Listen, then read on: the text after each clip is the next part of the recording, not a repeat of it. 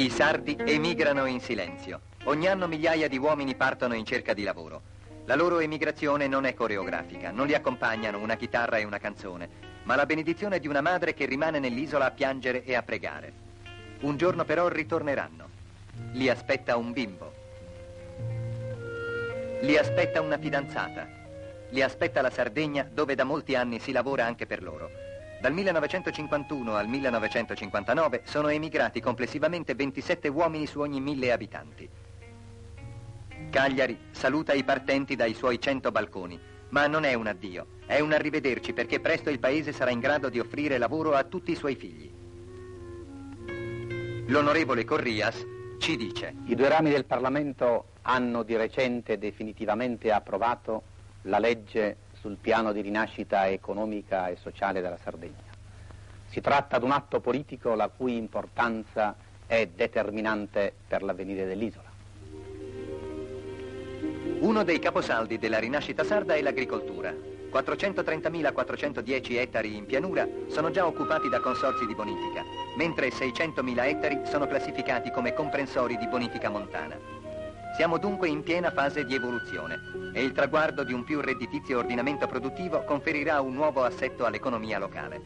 Ecco uno dei risultati dell'irrigazione che ha reso fertili vaste zone della pianura del Campidano di Cagliari e ha consentito il sorgere di aziende agricole specializzate ad elevato reddito. La coltura dei garofani alimenta una fortissima corrente di esportazione, diretta principalmente verso i paesi del nord Europa. Accanto a questa modernissima serra si lavora per creare un lago artificiale. L'acqua non mancherà mai più. La terra non soffrirà più la sete e domani 100.000 ettari di terreno irriguo permetteranno all'agricoltura sarda di occupare un posto preminente nel quadro del mercato comune europeo. Un'altra fonte di ricchezza per la rinnovata economia dell'isola è l'allevamento del bestiame. Eccoci a Ozieri, dove ha luogo un concorso mercato di torelli di razza bruno alpina. Gli esemplari provengono dai migliori allevamenti della provincia di Nuoro. Sono più di 200 capi di alto pregio e di elevato valore genetico-morfologico e possono gareggiare come bestiame da riproduzione con i migliori torelli svizzeri.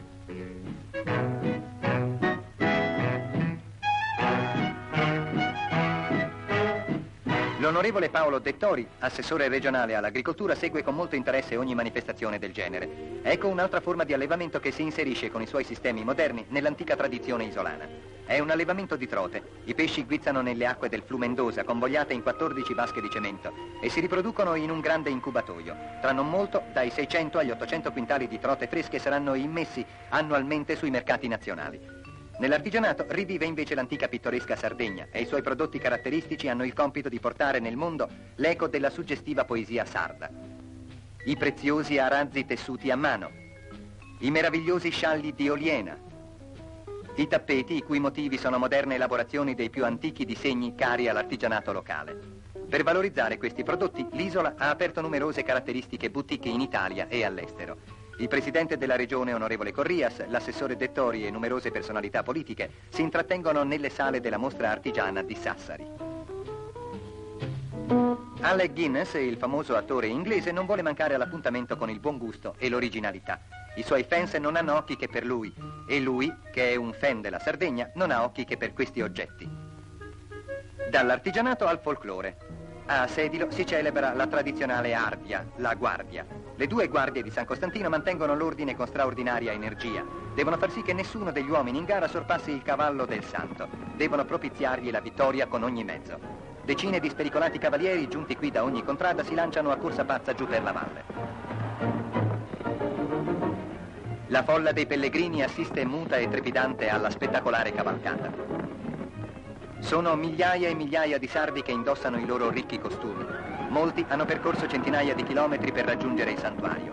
Quasi tutti hanno trascorso la notte all'aperto tra canti e preghiere che hanno riempito di voci la stellata notte di Sedilo. Ed ora, durante la fantasmagorica cavalcata, ciascuno in cuor suo prega per la vittoria del cavallo del santo. Numerosi sono anche gli stranieri che assistono all'Ardia. Ne hanno tanto sentito parlare al loro paese, ma la realtà supera ogni immaginazione. La festa è un caleidoscopio di sorprese. Lo spiazzo davanti alla piccola chiesa è un meraviglioso palcoscenico su cui si muovono personaggi da fiaba. Gli stranieri ripartiranno con la magica visione di queste scene negli occhi e porteranno per sempre nel cuore una struggente nostalgia dell'isola. Quella stessa nostalgia che ha indotto l'Aga Khan a creare qui, nella baia di Capriccioli e nel golfo di Arzachena, un grande centro residenziale. Oggi si chiama Costa Smeralda, un nome ispirato al colore del mare. Un consorzio di miliardari creerà sulla regina delle spiagge la villeggiatura dei re. Il principe Karim si reca spesso sul posto a dare un'occhiata ai lavori.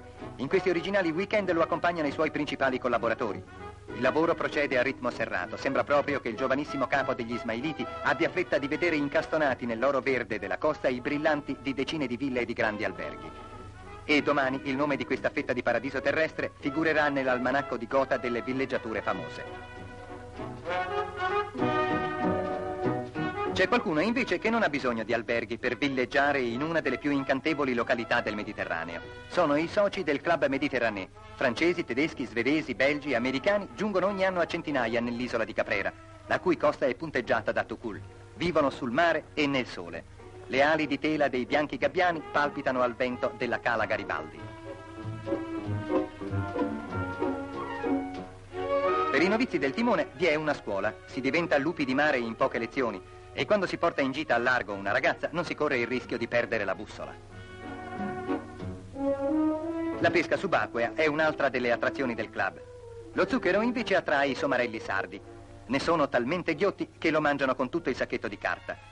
Qui sono in due a fare l'asino a Louise e la francesina può dedicare a loro il suo tempo. Infatti per mantenersi snella non ha bisogno di seguire i corsi di ginnastica. Tra un bagno e l'altro decine di signore e di signori combattono strenuamente la pinguedine. Come disciplinati soldatini della linea, fanno ogni giorno le loro grandi manovre: ginnastica a corpo libero, torsioni del busto e delle gambe, flessioni. E i primi ad arrendersi sono sempre i più pigri, quelli che dicono: ma che mi importa, in fondo un po' di pancia fa tanto commendatore. A sera il mare incomincia a cantare per le coppie le sue canzoni sentimentali. Sbocciano i flirt nella pineta. Lei sorride felice ascoltando le antiche bugie sempre nuove e lui, con la scusa di accontentare l'operatore, ci prova.